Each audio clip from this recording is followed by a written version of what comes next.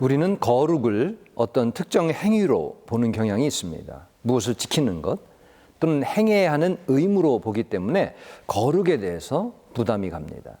실제로 유대인들을 포함한 대부분의 종교인의 의식 속에는 지키는 계율을 거룩과 경건의 수단이라는 그런 생각이 존재합니다. 심지어는 자신의 몸을 괴롭게 하고 철저히 금욕하며 사회와 단절해야 거룩을 실천하는 것이라고 봤던 극단적인 종파들도 존재해 왔습니다.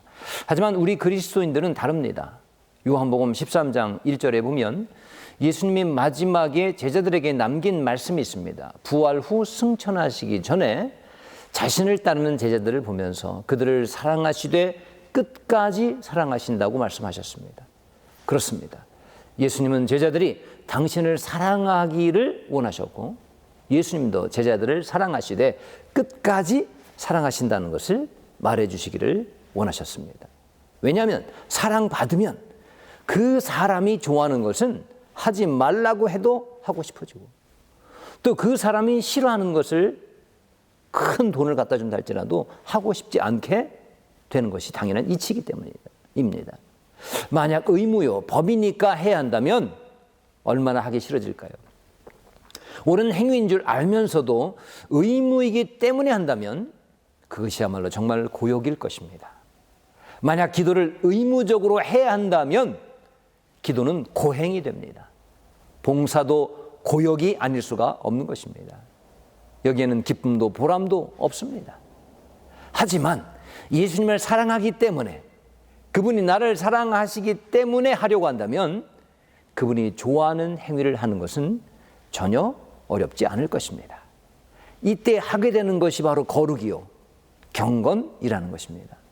거룩은 어떤 행위 자체만을 하고 안 하고의 문제가 아니라 하나님을 사랑하느냐 안 하느냐, 그분과 가까이 있고 싶으냐 아니냐 하는 그런 문제인 것입니다.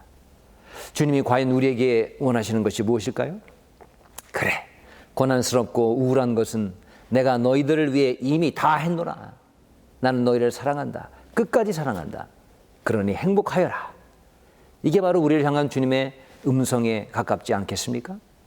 주님은 우리의 봉사가 고행이 되지 않기를 원하실 것입니다. 헌신이 고통이 되지 않기를 원하실 것입니다. 다만 우리를 사랑하신다는 사실, 이 한 가지만큼은 우리가 확신하며 살기를 원하실 것입니다.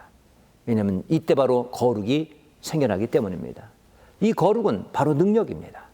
신명기 23장 14절이 잘 설명하고 있습니다. 그러므로 내 진영을 거룩히 하라. 그리하면 너를 떠나지 아니하시리라.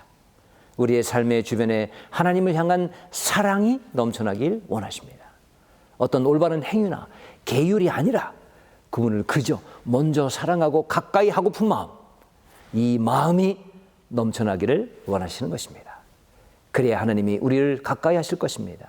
우리 가정에 하나님이 가까이 계시게 만들 수 있는 요건이 되니 이것이야말로 우리 쪽에서는 큰 능력이 아닐 수가 없는 것입니다.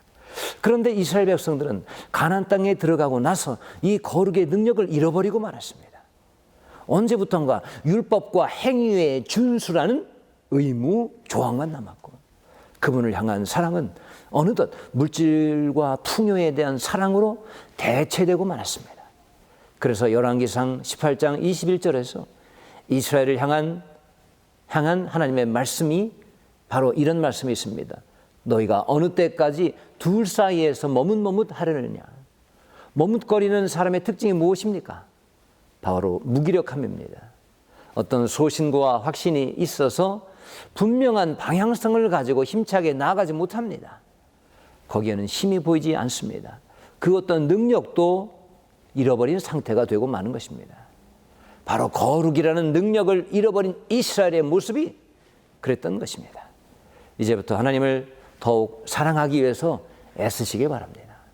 의무나 책임 이전에 하나님을 사랑하는 마음, 그분을 가까이 하고 싶은 마음, 그런 마음을 품을 수 있기를 축복합니다.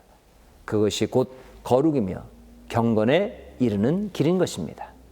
그리고 하나님을 우리 가까이 곁에 오시게 할 수 있는 그러한 경건의 능력이 여러분 가운데 있기를 주님의 이름으로 축복합니다.